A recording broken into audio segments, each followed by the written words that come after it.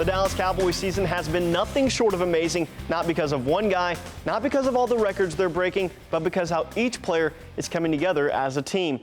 Now, after one of the ugliest games of the season with several turnovers and too many penalties to count, the Cowboys still found a way to win, grabbing their 11th straight. Dez Bryant caught his 65th touchdown pass, tying him with Michael Irvin for second most in team history.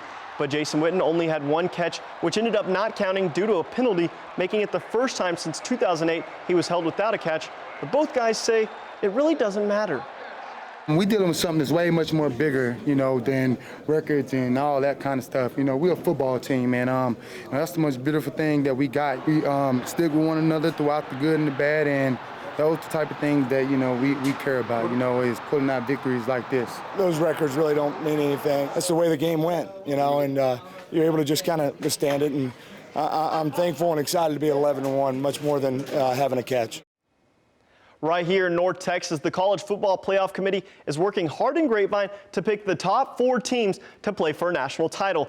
But the Big Ten has caused so much confusion, with Ohio State ranked second, but not playing in the Big Ten championship game. Instead, Penn State is there after taking down the Buckeyes earlier in the season and will go up against Wisconsin in the championship game. It will be interesting to see who the final 4 teams will be. But what we do know is Oklahoma and Oklahoma State are not going to make the college football playoff, even though they're playing in the Big 12 championship game. In the second, the man out of Austin, Baker Mayfield, having all day to throw, finding the Heisman candidate D.D. Westbrook, and he'll do the rest with lots of green grass ahead of him. D.D. gets the TD. OU leads 7-3. Later in the second, Cowboys quarterback Mason Rudolph keeps it on the read option, marching into the end zone for 7 to retake the lead. OSU up 17-10. Then the Sooners scored 2 more touchdowns after that, and Baker Mayfield trying to make it a third, having all day to throw once again. And with that much time, there's bound to be an open guy, and there is. Joe Mixon pulls it in for the touchdown grab. And the Sooners went on a 28-3 run at the end of the game to beat the Cowboys 38-20 and will likely play in the Sugar Bowl. Now, moving from the college ranks down to those who one day hope to be playing at the next level, we're going to take a dive into the Texas high school football playoffs.